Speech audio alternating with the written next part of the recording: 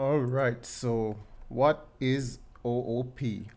So in object-oriented programming, we see that real-world objects share two characteristics. They all have state and behavior. Dogs have state, which could be the name, the color, the breed, and whether they're hungry or not. And a behavior such as barking, fetching, or wagging its tail.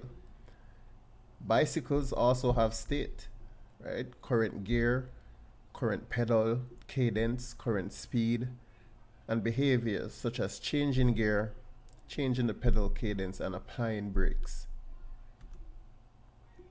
So some object-oriented programming concepts that we look at here in Java are, objects, of course, which is really just an abstraction of related state and behavior. So that's the best definition you can think of. It's just an abstraction, and when we think of something that's abstract, we think of it as existing in our thought or as an idea, but not necessarily having a physical or concrete existence. Right? So it's an abstraction of something. A class is a blueprint or prototype from which objects are created. We'll also look at, encapsulation. And encapsulation is just the action of enclosing something inside of it, as if, like in the case of a capsule. In inheritance, right, this is a powerful mechanism to structure and organize code where classes can inherit state and behaviors from parent classes. Okay, we look at interfaces, and an interface is just a contract between an interface and the classes that implement it. Right. Polymorphism, I almost missed that one, is really the ability of an object to take on many forms. So the most common form of polymorphism in OOP occurs when a parent class reference is used to refer to a child class object. So we look at packages, which are really just namespaces for organizing our classes and interfaces logically. And most times when we compile our packages, we get them as .jar files. So back in our editor, we are going to create a new project, and we can name this project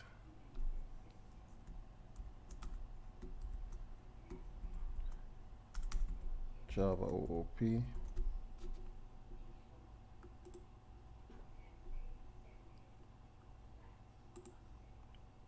Okay, so now we're going to add a new class, and we're going to create our bicycle class. All right, first we're just going to call this one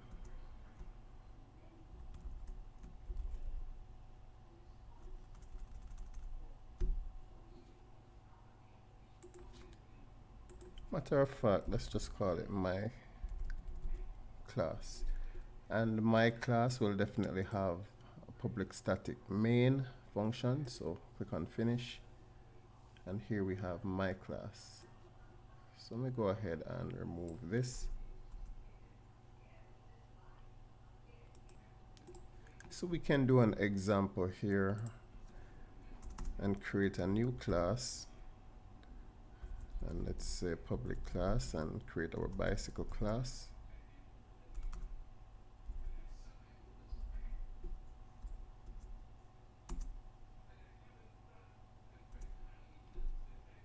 Alright, so this class will have cadence and this. So if you're creating a class within another class file, you cannot declare it as public. Okay, so in cadence, let's have another variable for speed, and let's initialize these.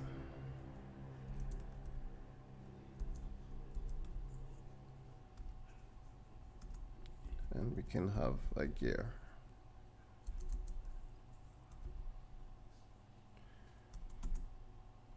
We're going to have a couple of functions in this class as well. So of course, if our function doesn't return a value, we declare it as void. And I'll be defining some getters and setters. So let's start with our setters. So we're going to change our cadence. This will take a parameter of new value, and now we have our function body. So we'll say this, which refers to the bicycle class, since we're within this namespace. This dot cadence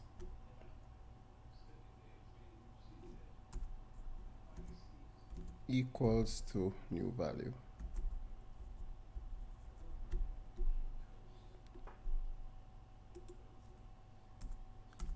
And let's do the same thing for change gear.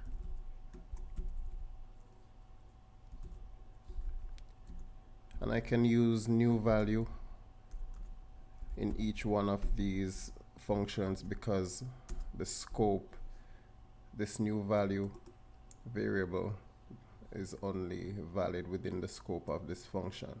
So nothing outside of this function can see or access new value. Same thing with change gear. So we would say this dot gear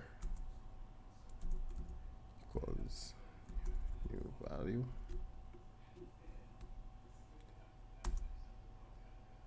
We make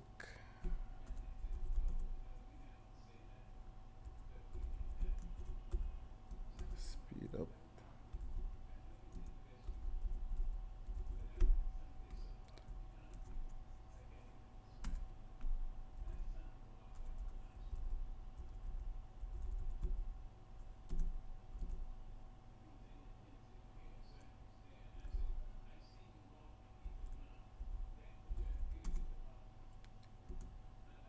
Right, so we're going to increment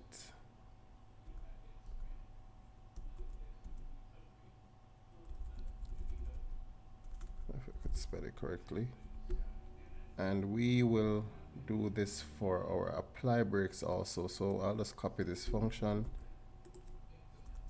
since it will be similar and change this to decrement, and this will be minus our decrement.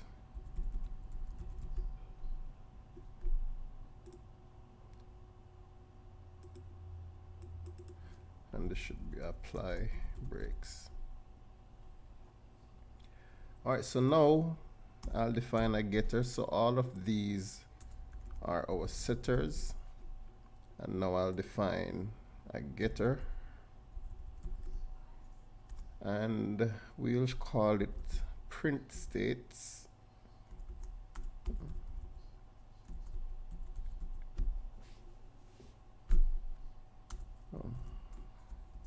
And in here we'll do our system dot o dot print line,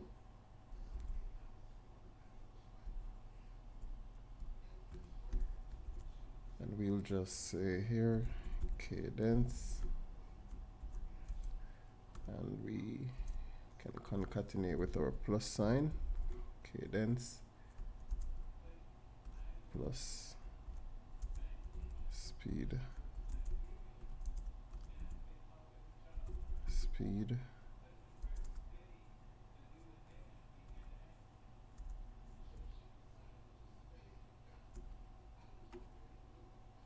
let me just add our plus sign here.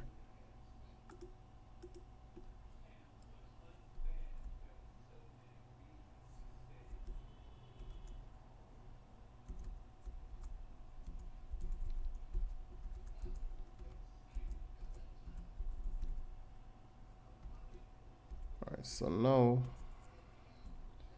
this has defined our getter, and it may, oh, I have two, I only need one, get rid of this.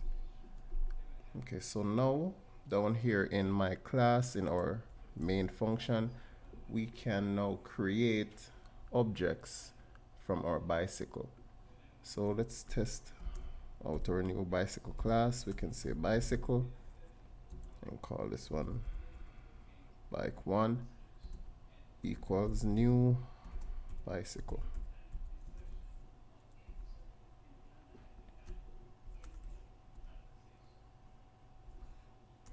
So right here we are instantiating our object from our class. Oh, and of course we don't have any constructor right now, so we don't need that. And now we can test out the functions in our class, so we can call our methods, and we can say bike1, and we can see here that we have access to our cadence, gear, speed, apply brakes, and all of functions that we have declared. Now, one thing to note in Java, and in any other programming language, it's always good to have your properties defined as private. So we're going to change them. We don't want to be able to access them just like that. We need to use our setters and getters to access our private properties, and now they should be hidden from outside that class. Good. So now we can call some functions here, and I'm gonna just change the cadence, and we can enter our value 50. We can speed up by 10.